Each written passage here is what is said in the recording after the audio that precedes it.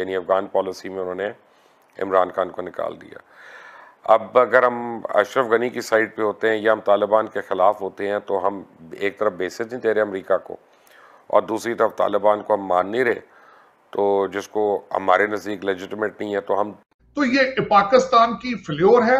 और यहाँ पे बाइडन रजीम का जो आना और बाइडन रजीम के साथ इंडियन डायस्पोरा और इंडियन लॉबी का करीब होना, ये सारा उस वजह से हुआ है और इंडिया वहां पे आज टेबल पे तो ये असल में एक उस इंडियन रजीम का उस खिते में रीएडजस्टमेंट, उस खिते के अंदर चाइना रशिया का इन्फ्लुएंस, अमेरिका की वीक फॉरेन पॉलिसी, ये सारी चीजों का मजमुआ है जो आज इंडिया अफगानिस्तान के टेबल पर बैठ गया है और अफगानिस्तान के फ्यूचर के बारे में वो भी इंटरेस्ट ले रहा है। और he will and India will play a key role which will be not in favor of Pakistan.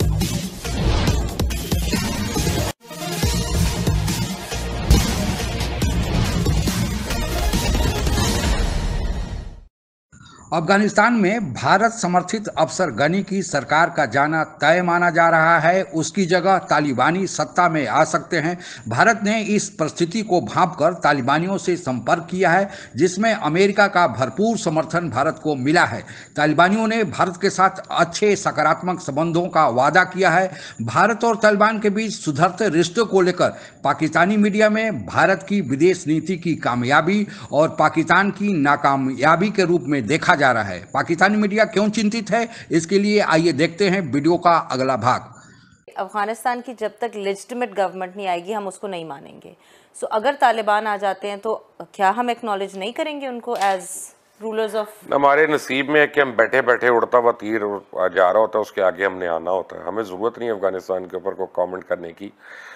जो बाइडन ने जनवरी 20 तारीख को अपना हलफ लिया और तब से लेकर अभी तक उसने इमरान खान को फ़ोन भी नहीं किया और हमारे सफारतकार जो है वो बड़ी कोशिश कर चुका है, लेकिन बाइडन ने कॉल नहीं की।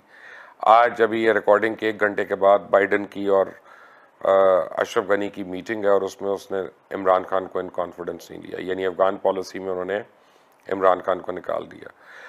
अब अगर हम अशरफ गनी की साइड पे होते हैं या हम तालिबान के ख़िलाफ़ होते हैं तो हम एक तरफ बेसिस नहीं दे रहे अमेरिका को और दूसरी तरफ तालिबान को हम मान नहीं रहे, तो जिसको हमारे नज़दीक लेजिटिमेट नहीं है, तो हम बस न घर के रहे न घाट के रहे और हम अजीब मुश्किल में फंस जाएंगे।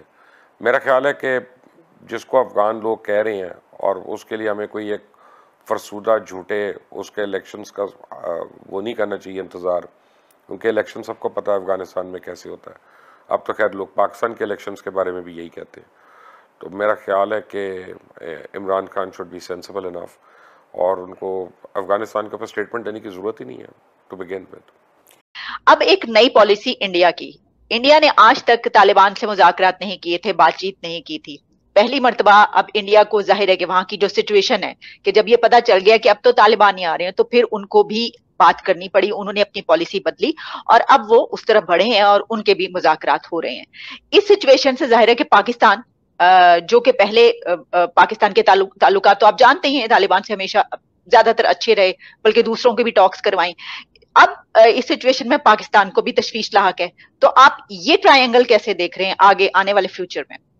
देखिए वहां पे जो रीब्लॉकिंग हुई है, जो रीएडजस्टमेंट उस एरिया में हुई है, इंडिया को टेबल पे सीट जो है वो अफगानिस्तान ने नहीं दी है, वो बाइडन एडमिनिस्ट्रेशन ने दी है। टोनी बिल्किन साहब ने एक लेटर लिखा था गनी साहब को जो लीक भी हुआ बाद में, और जिस तरीके से उन्होंने उस एक्सक्लूसिव स्टेटस को खत्म करके इंडिया को टेबल पे बिठाया, ये मेरे ख्याल में इंडिया चाहता नहीं था। इंडिया आता नहीं था, इंडिया की ख्वाहिश थी कि वो इस टेबल पे बैठे, लेकिन बिठाया नहीं जाता था उनको।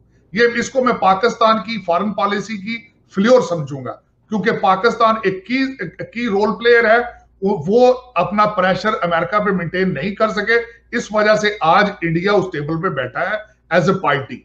लेकिन इसमें मेरे ख्याल में जितना इंडिया का रोल उस एरिया में पाकिस्तान में अफगानिस्तान में बैठ के पाकिस्तान में जो इंटरफेरेंस करना है, ये ऐसा मेरे ख्याल में नहीं होना चाहिए था। It's against the interest of Pakistan. हाँ, अगर रीजनल देखी जाए तो वहां पे उनके रिलेशनशिप अफगानिस्तान गवर्नमेंट के साथ रहे, उनके साथ कॉन्ट्रैक्टशिप, उनकी पुलिस को ट्रेन करते रहे, वहां पे वो एड देते रहे, बहुत ज्यादा कौंसल जनरल खोले उन्होंने अपने ऑफिस वहां पे। उस लिहाज से इंडिया समझता है कि उनको टेबल पे जगह होनी चाहिए थी, लेकिन ये पाकिस्तानी फॉरेन पॉलिसी का फेल्योर है। तो ये पाकिस्तान की फेल्योर है, और यहां पे बाइडन रजीम का जो आना और बाइडन रजीम के साथ इंडियन डायस्पोरा और इंडियन लॉबी का करीब होना, ये सारा उस वजह से हुआ है, और इंडिया वहां पे आज टेबल पे तो ये असल में एक उस इंडियन रजीम का उस खिते में रीएडजस्टमेंट, उस खिते के अंदर चाइना रशिया का इन्फ्लुएंस, अमेरिका की वीक फॉरेन पॉलिसी, ये सारी चीजों का मजमुआ है जो आज इंडिया अफगानिस्तान के टेबल पर बैठ गया है, और अफगानिस्तान के फ्यूचर के बारे में वो भी इंटरेस्ट ले रहा है, और he will and India will play a की role which will be not in favor of Pakistan.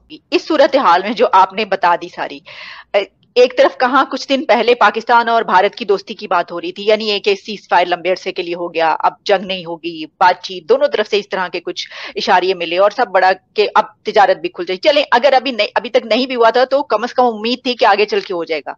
लेकिन आप जानते हैं कि अभी हालिया दिनों में एक दूसरे के साथ, जिस तरह यहाँ पर पहले लाहौर का धमाका, फिर वहां पे जम्मू में, तो इस तरह की सिचुएशन पेश आ रही है। और अब अफगानिस्तान की जो सिचुएशन है, इसकी वजह से क्या आप भी ये समझते हैं कि पाकिस्तान और भारत के हालात मजीद कशीदा हो जाएंगे अफगानिस्तान की वजह से? देखिए, एक तो मैं अगर थोड़ा सा इसको दो सवालों में लेके जाना चाहूंगा। एक तो इंडिया का माइंडसेट एक वहां पे ये भी है कि अफगानिस्तान में अगर हालात बेहतर हो जाएंगे तो फिर वहीं के लोग जो है वो कश्मीर की तरफ आएंगे। एक तो उनका, मैं समझता हूं कि इस वक्त जो अगर हमारे जो मोदी साहब हैं, उनकी मैं थोड़ी सी आपको बताना चाहूंगा कि पॉलिटिकल उनकी पॉलिसी क्या है, और उसमें वो कामयाब है। वो ये है कि पहले हमेशा वहां पे कोलिशन गवर्नमेंट रही है, क्योंकि इंडिया एक बहुत बड़ा मुल्क है।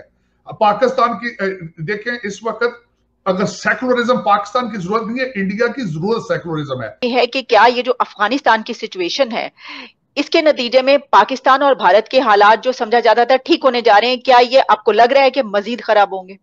मेरे ख्याल में मजीद, आज जिन हालात में बैठा है पाकिस्तान, इंडिया और अफगानिस्तान, मेरे ख्याल में एक तो इंडिया की पोजीशन अफगानिस्तान में स्ट्रॉन्गर हुई बाइडन एडमिनिस्ट्रेशन की वजह से, और आज के जो अंडर गिवन हालात हैं, और फिर दोबारा इंडिया में दोबारा इलेक्शन कुछ स्टेट्स में हो रहा है, अंडर गिवन हालात इंडिया पाकिस्तान के हालात मजीद खराब हो गए।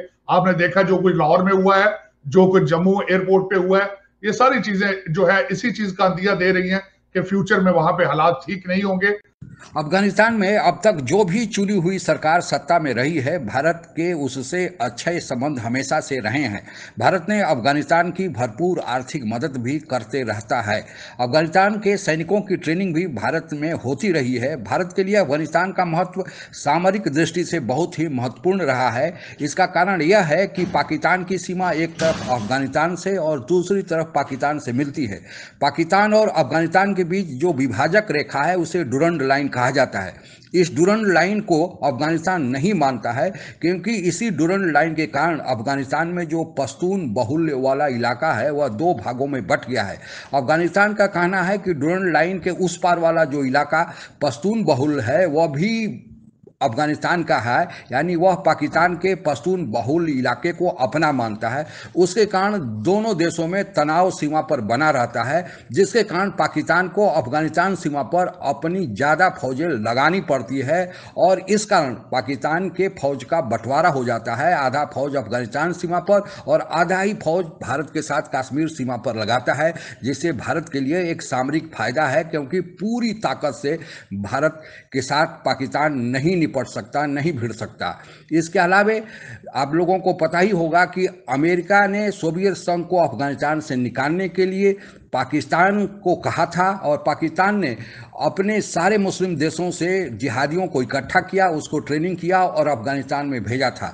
सोवियत संघ तो वहाँ से चला गया, लेकिन तालिबान अभी भी मौजूद हैं और विभिन्न गुटों में, कबीलाई गुटों में बटे हुए हैं, आपस में भी लड़ते रहते हैं। लेकिन अभी अमेरिका ने उन सबको मिलाकर अफगानिस्तान में शांति बनाए रखने के लिए उसने कहा है कि आप लोग एक सत्ता परिवर्तन का प्लान बनाएं, और उसी प्लान के अनुसार सत्ता परिवर्तन होने की संभावना अफगानिस्तान में जताई जा रही है। हालांकि अभी तक पूरा पिक्चर क्लियर नहीं हुआ है। भारत ने इस स्थिति को भांपते हुए कि हो सकता है कि अब तालिबान अफगानिस्तान में सरकार बना ले, भारत ने तालिबान के लोगों से संपर्क किया है और उधर से आश्वासन मिला है कि भारत के साथ वे लोग अच्छे सकारात्मक संबंध चाहते हैं। आप लोगों को पता ही होगा कि तालिबान के कुछ गुटों के साथ पाकिस्तान का अच्छा संबंध पहले से ही रहा है। पाकिस्तान नहीं चाहता था कि अफगानिस्तान में भारत की कोई भूमिका मिले, लेकिन अमेरिका के कहने पर और भारत की भी इच्छा थी कि अफगानिस्तान में उसकी भूमिका रहे, ताकि जो पहले वाली सामरिक स्थिति बनती थी वह आज भी बनी रहे। और अभी तालिबानियों ने जो सकारात्मक संदेश दिया है भारत के लिए, वह भारत के लिए एक बड़ी कामयाबी विदेश नीति के रूप में माना जा रहा है, और जिसके कारण पाकिस्तान में चिंता व्याप्त है, जो अभी आपने चर्चा में सुना ही। आज के लिए बस इतना ही। आप अगर हमसे जुड़ा रहना चाहते हैं तो कृपया मेरे चैनल को सब्सक्राइब करें तथा बेल आइकन भी दबा दें, ताकि नई वीडियो की जानकारी तुरंत आप तक पहुंच जाए। धन्यवाद। जय हिंद।